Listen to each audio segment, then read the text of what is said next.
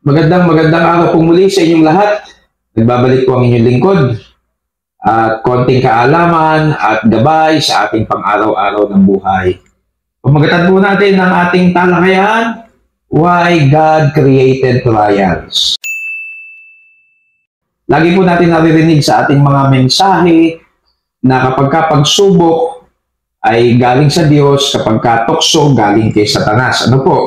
Ito pong talakayan patungkol sa pagsubok ay madaling i-share, madaling talakayin, pero pag dinadaanan po natin, kasama ako, hindi po biro. So, hindi po madali. Pero bahagi ng ating buhay.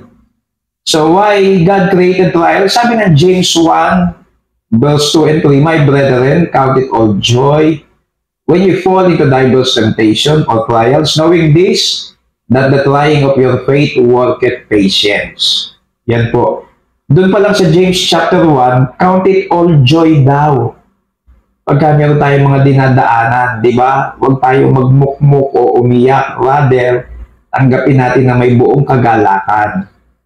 Bakit dapat natin tanggapin na may buong kagalakan? Kasi nga may layunin ng Diyos.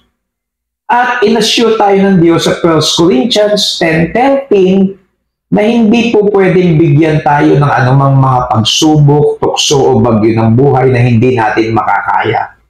Inassure tayo ng Diyos, siya'y matapat na laging nandyan siya nakaantabay na nakaredy yung way out. Hindi pwedeng bibigyan ka na hindi mo makakaya.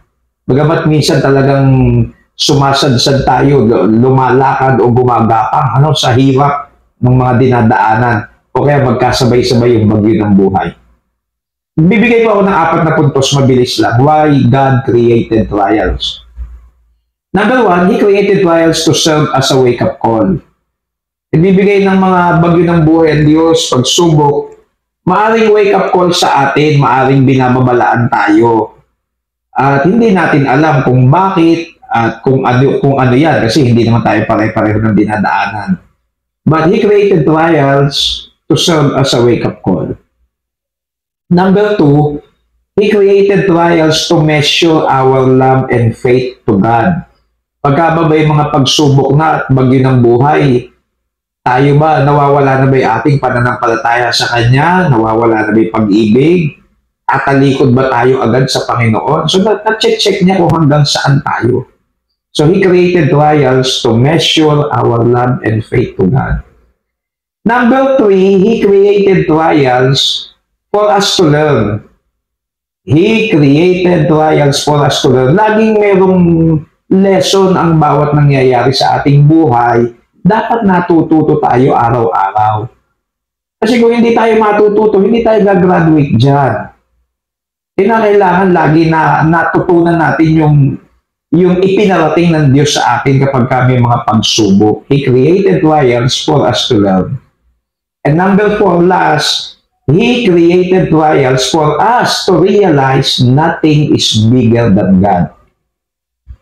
Madalas, mga minamahal, mga kapatid, mas nalalapit tayo sa Diyos pag may mga bagyo ng buhay. Doon ka nga lumuluhod, doon ka umiiyak sa Panginoon, doon ka nagtitiwala ng lubos sa Kanya. Kaya dapat nating ma-realize na wala nang hihigit pa sa lahat sa mundong ito, kundi ang Diyos. Pinakamalaki siya kaysa sa lahat, mas malaki siya kaysa sa pagsubok. He created trials for us to realize nothing is bigger than God. Magwawakas po ako doon sa verse ng Psalms 46:1. Sabi niya roon, God is our refuge and strength, a very present help in trouble. Ang masarap sa Diyos, nangako siya, hindi kita iiwanan o pababayaan man. At sa dinadaanan ng bagyo ng buhay, sabi, a very present help in trouble. Laging nandyan siya, alam ng Diyos. So, kahit ano mangyari mga kapatid, magpatuloy lamang po tayo. Okay? Nandyan ang Diyos, hindi nagbabago. So, hanggang sa muli, ito po ang inyong lingkod, ang Peking Kano.